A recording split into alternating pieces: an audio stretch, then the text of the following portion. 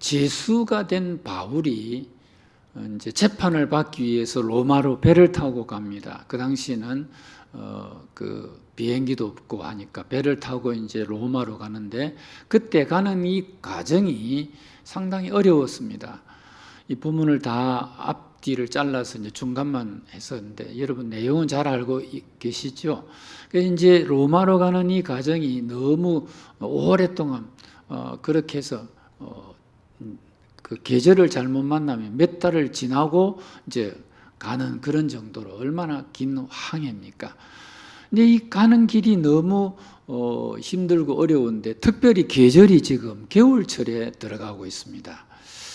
그래서 이 겨울철에 항해하는 이것이 힘들다고 이 오늘 본문 앞에도 보면 나옵니다. 그래서 이제 이 바울이 선장과 백부장에게, 모든 배의 그 권한을 쥐고 있는 백부장, 군인입니다.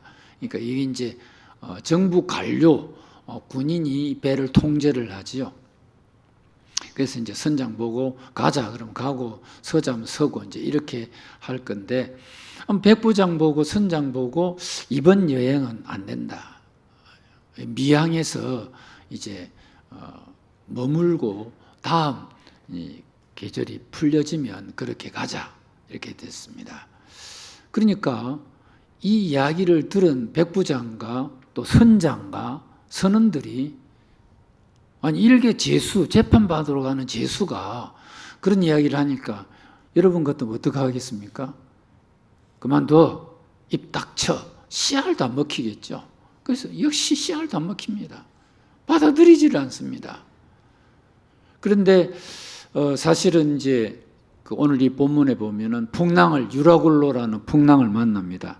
어느 정도 그 풍랑이 어느 정도인가를 한번 비교를 한번 해보시죠. 제가 2002년도, 그러니까 21년 됐네요. 2002년도 2월 20일경인가 그렇게 기억이 납니다. 2월 달 중순인데 제가 그 소아시아 성지순례를 그때 가고 있었습니다. 2월 달 중순이었다고 했습니다. 그때는 겨울철이 끝나갈 무렵입니다. 오늘 이 본문은 겨울을 시작할 무렵입니다. 그러니까 계절이 비슷합니다.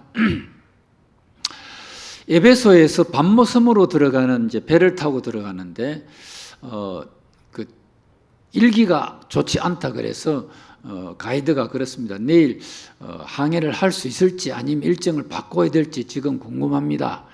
목사님들 기도 많이 하시고 그렇게 하십시오라고 이야기를 듣고 숙소에 들어가서 이제 잠을 자고 뒷날 보니까 다른 배들이 다 멈춰 있는데 배 한 척이 출발을 했다는 겁니다. 밤모섬으로. 이게 풍랑이 많이 세서 못 가는 거죠. 그런데 우리 그 일행들도 이제 시차례 회원들, 목사님들 그리고 이제 사모님들이 한 20명 정도 가는 것이 그런 길이었는데 이 배를 타고 이제 못 간다고 하다가 가게 되니까 너무 좋아가지고 배를 타고 가는데 단 앞에 어떤 배 하나 가고 우리가 이제 가고 있는데 출항을 해서 한 5분, 10분 정도 지나니까 이 장난이 아닌 겁니다. 이 배는 조그마한 한 20명, 25명 정도, 30명 정도 그렇게 탈 작은 배입니다. 근데 이 배가 풍랑에 의해서 이게 이제 배가 앞으로 뒤로 하는 이 피칭, 여기에다가 그 다음에 이렇게 노는 이 롤링, 이게 막 하여튼 팔자로 저 선수를 보니까 배 앞머리를 보니까 이게 하늘로 올라가다가 지옥으로 떨어지는 것 같이 막 푹 늘어가고, 제가 배전 가에 제일 가에 앉아 있었는데 이게 로링을 해가지고 이렇게 하는데 이 물이 이 수면에 이게 배전에 비슷하게 내려가다가 또 올라오고, 제가 그걸 보고요, 도대체 이게 항해가 이게 무사하겠다는 생각이 듭니다. 그래서 겨우 해가지고 이제 한 중간쯤 가다가 보니까 어느 배가 하나 오는 것 같은데 오던 배가 우리를 보고 다시 돌아가는 겁니다. 그래서 이제 밤모섬에 도착을 했습니다. 도착해서 보니까 그 배에 먼저 타고 간 배는 한국의 여자 목사들만 태운 배였습니다.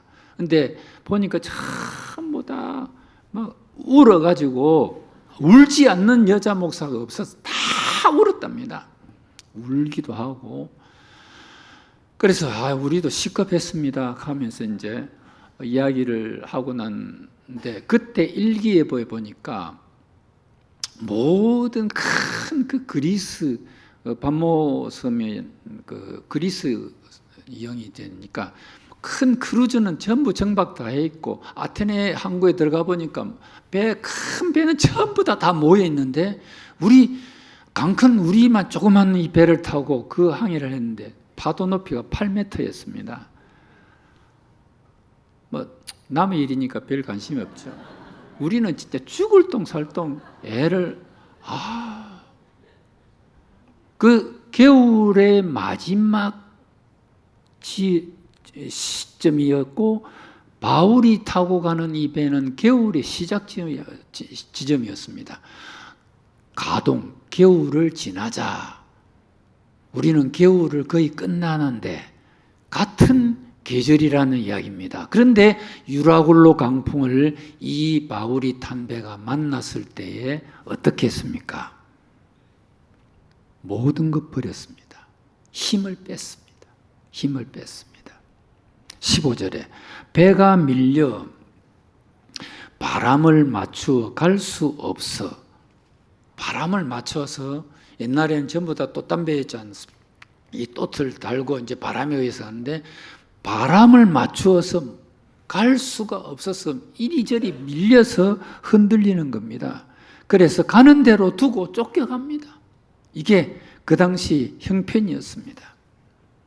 그러니까 마음대로 되지 않는 겁니다. 뜻대로 안 되는 거예요. 내가 이 길로 가고 싶은데 환경은 안 되는 겁니다. 여러분, 그런 게 이 세상살이 많지요. 내가 이 길로 가고 싶은데, 이걸 하고 싶은데 이 환경은 하지 못하도록 만들어지는 것이 이런 환경입니다. 자, 그러면 본문 환경을 좀 더 보겠습니다. 17절입니다. 끌어올리고, 뭘 끌어올리느냐 하면 거루를 끌어올리고, 16절에 보면 거루라는 게 나와요. 거루가 뭐냐면 큰 배에 이제 접안을 할 때에 작은 배를 이용해서 이용하는 구명 보트, 조그만 배들을 싣고 다니는 거 보셨죠? 그러니까 일본 번역에 보면 고부네라고 돼 있어요. 고부네. 그러니까 새끼 배.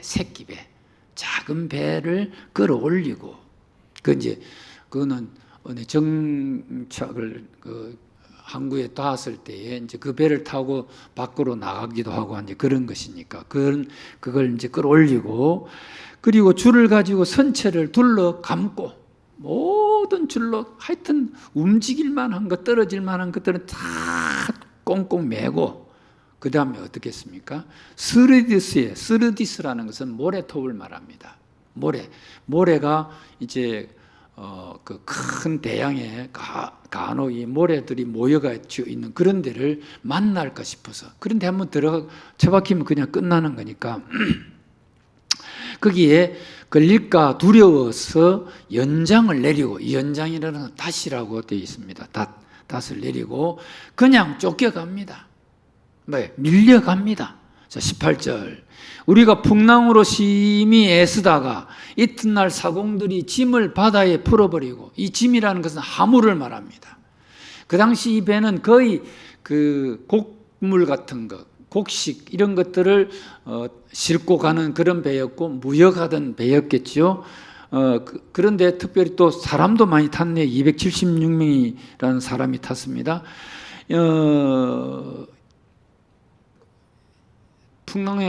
풍랑으로 심히 애쓰다가 이튿날 사공들 짐을 바다에 풀어버리고, 19절에 사흘째 되는 날에 배의 기구는 운항을 하는 데에 특별히 중심되는 그런 것 외에는 다 기구들을 버립니다. 이게 평소에는 필요한 것들인데, 문제가 없었을 때는 다 사용할 수 있는 것들인데, 이런 걸 전부 다 버립니다. 왜? 살기 위해서. 배의 무게를 줄이기 위해서 살아야 되니까. 내 목숨을 바꿀 만한 것이 아니면 버리는 겁니다. 목숨보다 더 중요한 것이면 모르겠는데 목숨보다 덜한 것은 다 내버렸습니다. 왜? 내 마음대로 안 되는 거니까. 여러분, 우리가 이런 것을 보고 내가 이 세상을 살 때에 내 마음대로 못하는 게 있습니다. 안 되는 게 있습니다. 그때는 억지를 부리다가 큰 코 다칩니다. 힘을 빼야 합니다. 욥이 그렇게 살았던 것 같습니다. 그는 그렇게 이야기했습니다. 하나님 앞에 주신 이도 하나님이시고 가지고 가신 이도 하나님, 동방에 제일 가는 부자, 최고의 부요함을 누리고, 그러면 이 욥기서의 모든 사람들이 욥이 지나갈 때는 머리를 숙이고 그의 입을 기다리고 있고, 그가 어떻게 살았는가를 모든 주변의 사람들은 다 압니다. 너무 위인입니다. 위인. 그런데도 그는 주신 이도 하나님이시고 가지고 가신 분도 하나님이시니 그냥 하나님 뜻대로 하십시오. 그렇게 자기를 내려놓고 살았습니다. 모세가 쓰임을 받은 이유가 무엇입니까? 히브리서 11장 24절.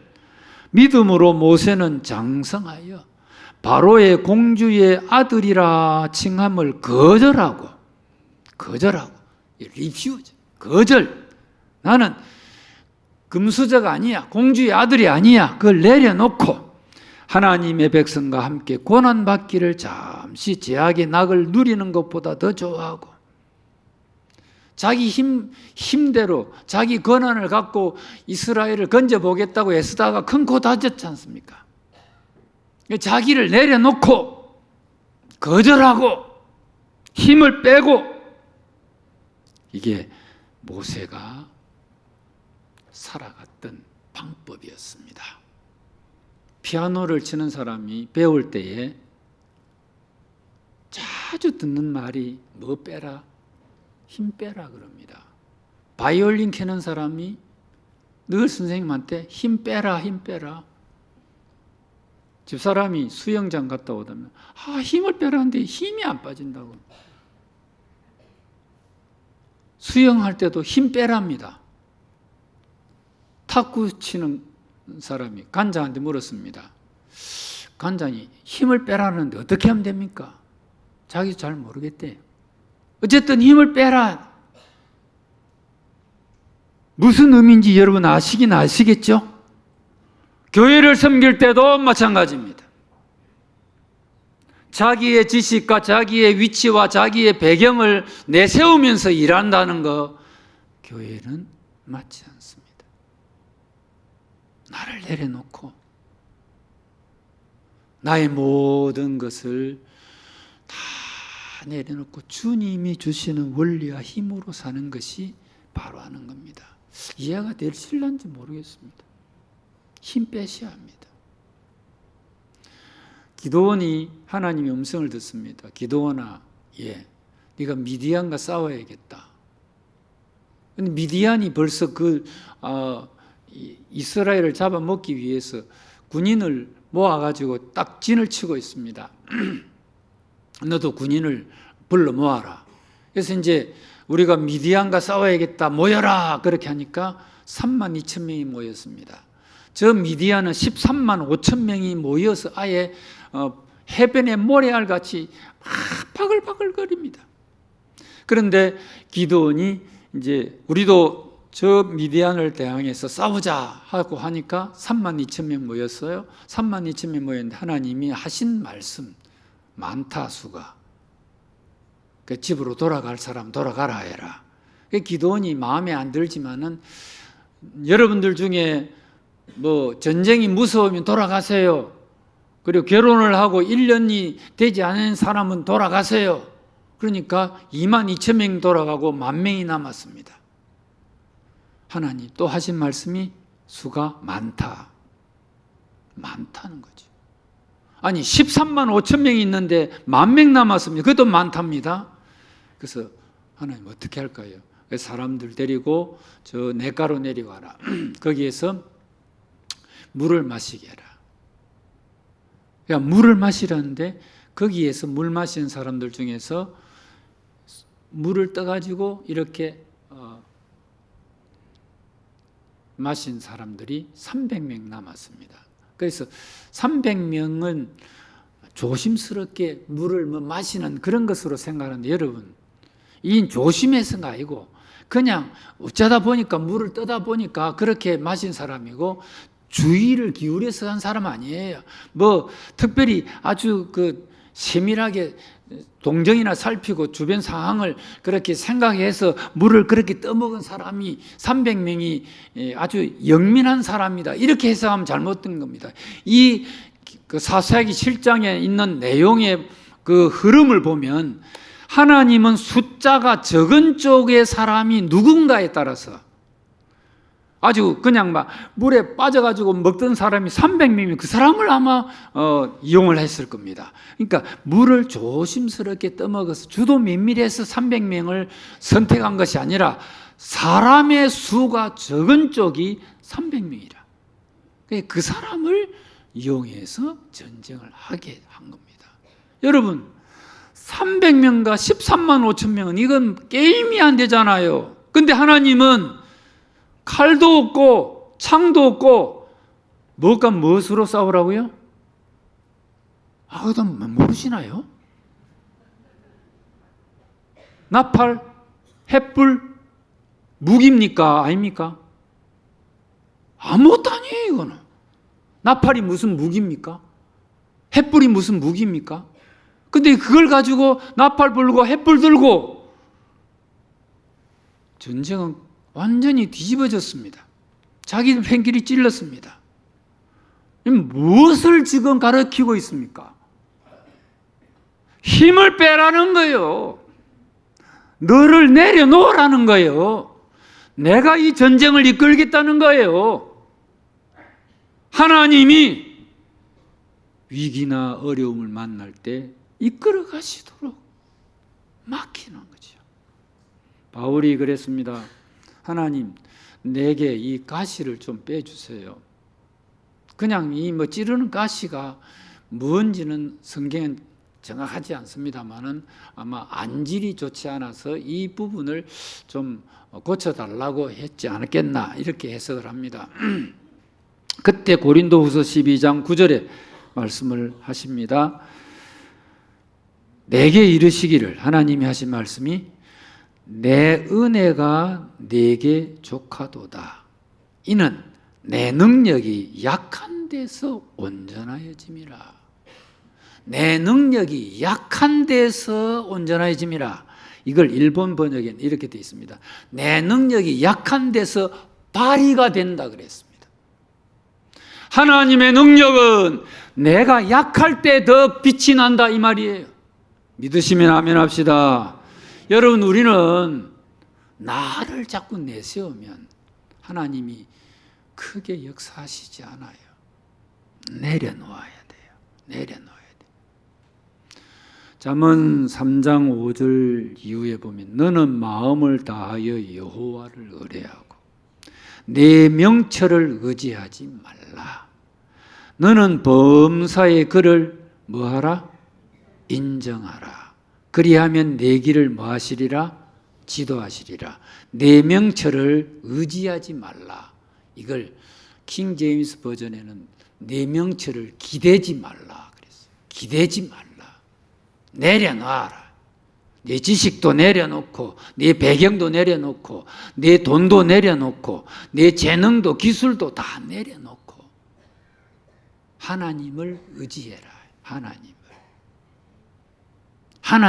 하나님에게 기대라. 여러분, 이 세상 사실 때 방향을 놓치라는 거, 버리라는 게 아닙니다. 방향은 잡고 가되 어렵고 힘들 때 너를 내려놔라. 힘을 빼라. 그렇게 사시기를 축원합니다. 그리고 오늘 이렇게 말씀을 하십니다. 24절에 같이 한번 읽어볼까요? 바울아 두려워 말라. 네가 가이사 앞에 서야 하겠고 또 하나님께서 너와 함께 항해하는 자를 다 내게 주셨다 하였으니. 우리가 두 번째로 생각할 것은 내가 주인공입니다. 한번 따라합시다. 내가 주인공입니다. 내가 주인공입니다. 여기에 하나님이 바울에게 하신 말씀, 바울아 두려워 말라. 네가 가이사 앞에 서야 하겠고, 재판을 받아야 되니까 가이사 앞에 서야 하겠고, 또 하나님께서 너와 함께 항해하는 자를 다 내게 주셨다. 여기에 다 내게 주었다 그렇게 말씀이 되어 있는데, 일본 성경에는요 이걸 좀 더 이해가 잘 되도록 되어 있습니다. 내게 맡겨 주셨다 되어 있습니다. 마카세타. 이 마카세루라는 것은 맡기다는 뜻인데, 마카세타, 구다샀다, 노다 이렇게 되어 있어요. 맡겨 주셨다. 내게 주셨다가 이거 맡겨 주셨다. 276명이나 되는 모든 사람들의 목숨이 내 손에 있다 이런 이야기입니다. 내게 맡겨 주었다는 겁니다. 그렇다면 질문합니다. 이 배의 모든 생명의 주인공이 누구예요? 누구 손에 있어요? 하나님이라는 말하면 답이 틀려요. 제가 설교를 너무 어렵게 했나? 바울아, 이 배에 탄 모든 사람들을 다 내게 맡겨주었다. 그러면 이 생명을 지고 있는 사람이 누구라고요? 바울이에요. 바울이 이 276명의 생사여탈권을 쥐고 있는 거예요. 누가 바울에게 주셨어요? 하나님이 바울에게 이 생명을 다 쥐고 있다 해 주셨다는 겁니다. 놀라운 사실입니다. 놀라운 사실이에요. 이 원리로 우리는 세상을 살아가야 합니다. 이해가 안 되니까 이해를 돕고야죠. 열왕기 하 3장의 내용입니다. 이 3장에 보면 열왕기 하 3장에 유다의 왕 여호사밧에게 어느 날 한 통의 전화가 왔습니다. 떼르르. 그 전화를 받아보니까 아유 사돈 안녕하세요. 나 저 북에 있는 여호람 왕이다. 아 그러세요. 나이는 여호사밧이 많습니다. 여호사밧하고 이 아합왕하고 사돈지간이 됐거든요. 그러니까 이제 아합의 아들 여호람이 사돈되는 여호사밧 남쪽 왕에게 연락을 했습니다. 사돈, 아무래도 우리 좀 도와줘야겠습니다. 아이 무슨 일인데요? 아이 그 우리나라를 좀 괴롭히는 이 나라가 있는데 이 모압이라는 나라를 좀 한번 손을 봐야겠습니다. 아 그래요? 그러면 내가 군대를 이끌고 가지요. 그러면서 이제 남쪽 유다 왕이 북쪽으로 이제 도와주러 갑니다. 가서 보니까 에돔이라는 나라도 왕과 함께 군대를 이끌고 와 있습니다. 그래서 전쟁의 주체는 북쪽 이스라엘 왕입니다. 북쪽 이스라엘 왕. 이걸 우리는 이 남북 기억이 이제 잘 이해를 해야 되는데, 북쪽 여호람 왕이 전쟁의 주도권을 쥐고 이제 두 나라를 합쳐서 세 나라가 군대를 모아가지고 모압을 치러 갑니다. 모압은 요단강 동쪽편에 있는데 이 모압을 치러 가는데 길이 일주일간을 가도 물이 없습니다. 물이 없으니까 사람이 물을 마셔야 되니까 이거 걱정이죠. 그때 또 짐승도 말도 있고 노새도 있고 다 전쟁을 치는 이 짐승이 물을 마셔야 되는데 물이 일주일 동안 없으니까 거의 죽을 지경 아니겠습니까? 자, 이럴 지경이 됐는데 이때 어떻게 하면 좋겠나? 그래서 이제 여호사밧 남쪽 왕이 여호사밧 왕이 이 주변에 혹시 선지자가 없는지 알아봐달라 그러니까 수소문을 해서 보니까 이 좀 가까운 데에 엘리사라고 하는 선지자가 계신다고 합니다. 그래, 그럼 그리로 가자. 그래서 이제 3개국 왕이 북쪽 이스라엘 왕, 남쪽 유다 왕, 그 다음에 에돔 왕, 세 나라 임금이 엘리사 선지자 앞에 갔습니다. 가니까 이렇게 엘리사 선지자를 만나서 인사를 하니까 엘리사 선지자가 하는 말이 열왕기하 3장 14절 같이 읽어보겠습니다. 내가 섬기는 만군의 여호와께서 살아계심을 두고 맹세하노니 내가 만일 유다 왕 여호사밧의 얼굴을 봄이 아니면 그 앞에서 당신을 향하지도 아니하고 보지도 아니하였으리이다. 다시 이게 말씀 봅니다.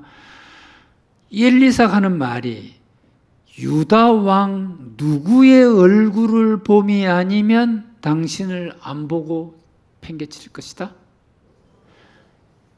남쪽 유다 왕 여호사밧의 얼굴을 봐서 당신의 요청을 내가 받아들이지 남쪽 유다 왕 여호사밧 아니면 당신 얼굴 꼬라지도 안 볼 거야. 나는 이런 이야기입니다.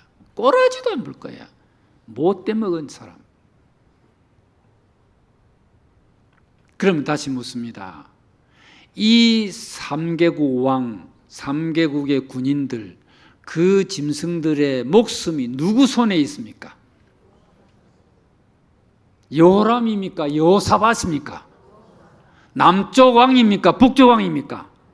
남쪽 왕 여호사밧 때문에 이 3개국 군인들이 다 산 거요. 그래서 엘리사가 개천에 문물을 팔아 그 문거를 지킬 때 그런 사건들이 계속 나오죠. 이 3개국의 군인들과 짐승들이 살아날 수 있는 것은 한 사람 여호사밧 왕 때문이에요. 이 원리가 그럼 여기만 있느냐? 우리 성경 봅시다. 마태복음, 여러분 갖고 있는 성경 보셔야 됩니다. 일부러 안 띄웠어요. 마태 13장. 교회 오실 때 성경책 다 가져오시더라고요. 마태 13장.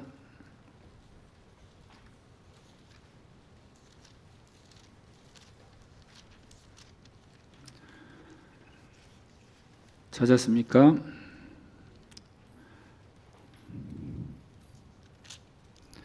13장 24절에서부터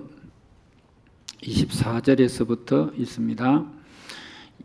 제가 읽으면 여러분 다 그 뒤에 예수께서 그들 앞에 또 비유를 들어 이르시되 천국은 좋은 씨를 제밭에 뿌린 사람과 같으니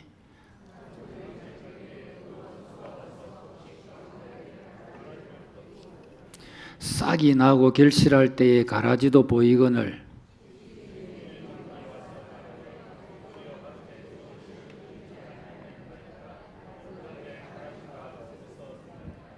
주인이 이르되 원수가 이렇게 하였구나. 종들이 말하되 그러면 우리가 가서 이것을 뽑기를 원하시나이까?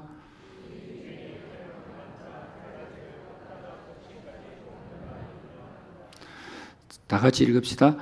둘 다 추수 때까지 함께 자라게 두라. 추수 때에 내가 추수꾼들에게 말하기를 가라지는 먼저 거두어 불사르게 단으로 묶고 곡식은 모아 내 곡간에 넣으라 하리라.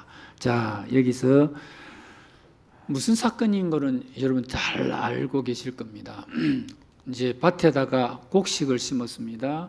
그런데 곡식을 심었는데 이상하게 곡식과 함께 자라는 게 있어 보니까 가라지입니다. 그래서 주인이 말합니다. 종들이 주인님, 우리가 곡식을 뿌렸는데 저 밭에 가라지가 있어요. 이거 웬일인지 모르겠어요. 이렇게 이야기를 합니다. 그러니까 주인이 하는 말이 뭐라고 말했습니까? 28절에 원수가 이렇게 하였구나. 원수가 가라지를 뿌렸다는 이야기입니다. 종들이 말합니다. 그러면 우리가 가서 이걸 뽑을까요? 29절 다 같이 주인이 이르되 가만두라. 가라지를 뽑다가 곡식까지 뽑을까 염려하노라.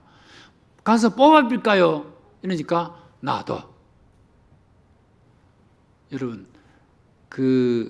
제가 이 비유를 자주 드는데 논에다가 벼를 심어 놓으면 벼에서 자라는 게 꼭 벼같이 똑같습니다.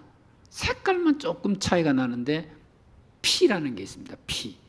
이 피라는 게 논에서 이 나락이 자랄 때 같이 자랍니다. 근데 이거는 모양도 같고 색깔도 비슷하고 근데 씨앗이 벼하고 피하고 완전히 차이가 납니다. 근데 이 피는 나락이 먹어야 될 영양분을 먼저 쫙쫙 빨아당기기 때문에 그래서 피를 항상 이제 농사 짓는 사람들이 피를 뽑는 그런 작업을 하지요. 이게 그냥 두면은 농사가 잘 안 되니까. 어릴 적에도 피 뽑을 때 조심스럽게 뽑아내도록 그렇게 하는 걸 봤습니다. 뭐 그것뿐만 아니고 감자를 심는데도 감자도 감자 잎사귀가 비슷한 게 나는 게 있습니다.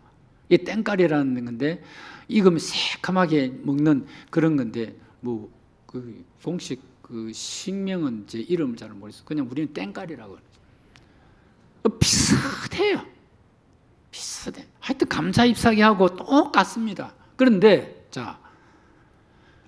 이 곡식을 심은 주인이 뭐 때문에 이 가라지를 놔두고 있습니까? 누구 때문에, 무엇 때문에 가라지를 뽑지 말라 합니까? 곡식이 다칠까 싶어서. 자, 그러면 다시 질문합니다. 곡식이, 여기서 나는 곡식입니다 하는 손 들어보세요. 나는 곡식입니다. 몇 분밖에 안 되고. 그럼 나는 가라지입니다. 손 들어보세요. 가라지입니다. 나 가라지입니다. 아무도 없네. 그럼 곡식도 아니고 가라지도 아니고 뭐예요? 자, 그럼 다시 여기에서 말하는 곡식은 누구를 가리킬까요? 아주 어려운 신학적인 아주 어려운 질문입니다. 이 곡식은 누구를 말해요? 하나님의 백성이에요. 하나님 백성이에요. 그러면 다시 가라지는 누굽니까? 쉽게 말해서 이 곡식은 천국에 갈 사람이죠. 그러면 가라지는 어디 갈 사람이에요? 분명합니까? 여러분, 이 성경이 하나님 말씀인 걸 믿습니까? 확실하지요? 그러면 이 세상에 두 종류의 사람만 있습니다. 하나님 백성과 아닌 사람. 그러면 이 세상에 저 가라지를 치워야 되는데 누구 때문에 안 치워요? 하나님 백성 때문에 이 가라지가 살아있는 거예요. 이 내 말이 아닙니다. 하나님 말씀에 이 세상에 존재하는 수많은 인구들 속에 하나님 백성과 아닌 사람이 있어요. 그런데 아닌 사람을 먼저 골라가지고 지옥에 던져버리려 하니까 곡식 다칠까 싶어서 언제까지 놔둔다? 추수 때까지, 주님 재림하실 때까지 같이 사는가요? 그럼 질문합니다. 가라지가 살아있는 존재는 누구 때문입니까? 이 사실을 성도들이 잘 몰라요. 이 사실만 알면요, 우리는 이 세상을 살면서 진짜 주인공답게 삽니다. 내가 있으나 없으나, 내가 많이 공부를 했으나 못했으나 관계없어요. 내가 주인이라 이겁니다. 우리 서로 인사합시다. 내가 주인이네. 우리 3부는 진짜 재미가 없다는 겁니다. 너무 여러분 중요합니다. 예수 믿는 사람이 이 세상의 주인이에요. 예수 믿는 사람이 얼마나 중요한지 성경을 하나 보고 마치겠습니다. 고린도전서 7장 14절인데요. 믿지 아니하는 남편이 아내로 인하여 거룩하게 되고 믿지 아니하는 아내가 남편으로 인하여 거룩하게 되나니, 이 말은 그 집안 중에서 예수 믿는 사람이 한쪽만 있는 경우를 말합니다. 남편만 예수를 믿기도 하고 아내만 예수를 믿기도 하고 이런 가정을 이야기합니다. 그런 가정에 있는 자녀들에게 세례를 베풀 수 있느냐? 있다 이겁니다. 이 구절의 근거로 인해서. 자, 믿지 아니하는 남편이 믿는 아내 때문에 거룩하게 되고, 믿지 아니하는 부인이, 내 말이만 잘못됐나요? 어쨌든 안 믿는 남편이나 안 믿는 아내가 있어도 믿는 남편이나 믿는 아내 때문에 그 자녀가 거룩해서 유아세례를 베푸는 겁니다. 여기 보세요. 그렇지 아니하면 너희 자녀도 깨끗하지 못하니라 그랬어요. 그러니까 예수 믿는 내가 얼마나 중요하냐 이겁니다. 이야기하고 마치겠습니다. 1938년도 9월 9일 저녁 8시에 평양 서문박 교회에서 대한예수교 장로회, 그때는 한 총회밖에 없었습니다. 요즘은 뭐 합동, 고신, 뭐 통합 이렇게 다 나누어져 있지만 전에는 한 총회만 있었습니다. 다시 말합니다. 1938년 9월 9일 저녁 8시 평양 서문박 교회에서 27회 총회가 열려서 중요한 수치스러운 것을 결정을 했는데, 그게 바로 신사참배, 일본 천황을 상징하는 그 신사에 참배하는 것은 우상숭배가 아니다. 찬성하시면 손 드세요. 예 하세요. 그러니까 한 10명 정도가 예. 가결됐습니다. 뭐가 빠졌죠? 회의를 할 때는 찬성입니까? 아닙니까? 이렇게 두 가지를 묻거든요. 그런데 찬성하시는 분 예 하세요 하니까 몇 사람이 예 하고, 가결됐습니다. 신사는 우상숭배가 아닙니다. 참배도 됩니다. 가결을 하고 땅 총회장 홍택기 목사가 고퇴를 쳤습니다.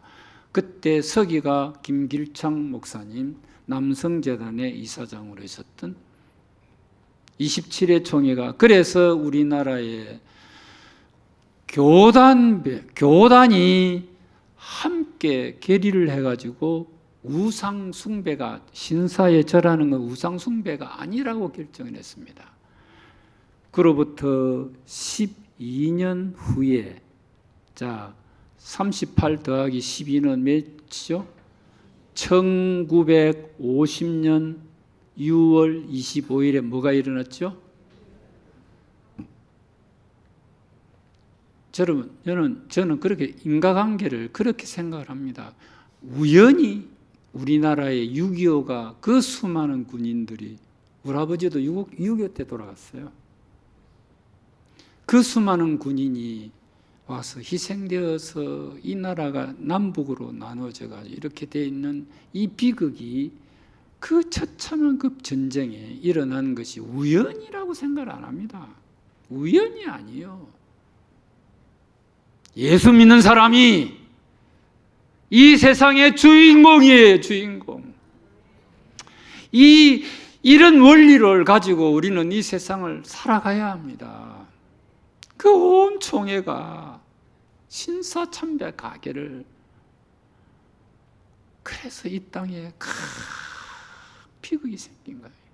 저는 그렇게 해석을 합니다. 우리 예수 믿는 성도들이 정말 중요합니다. 가정에도 그렇고 이 사회에도 그렇고, 우리가 많이 가지지 못해도, 우리가 많이 배우지 못해도, 우리가 높은 자리에 있지 않아도 우리의 삶의 그 중심 정체는요, 우리의 정체는 이 세상의 주인이라는 사실을 잊으면 안 됩니다. 이 사실을 갖고, 이런 믿음을 갖고 이 세상을 살고 이 세상을 이끌어가는 우리 성도들 되시기를 축원합니다. 하나님 아버지 감사합니다. 우리가 이 세상의 주인입니다. 풍랑 많고 어려움 많은 세상을 살면서도 우리가 이 주인 의식을 잃지 않고 믿음으로 이 세상을 살아가는 귀한 성도들 다 되게 하옵소서. 예수님 이름으로 기도드립니다. 아멘.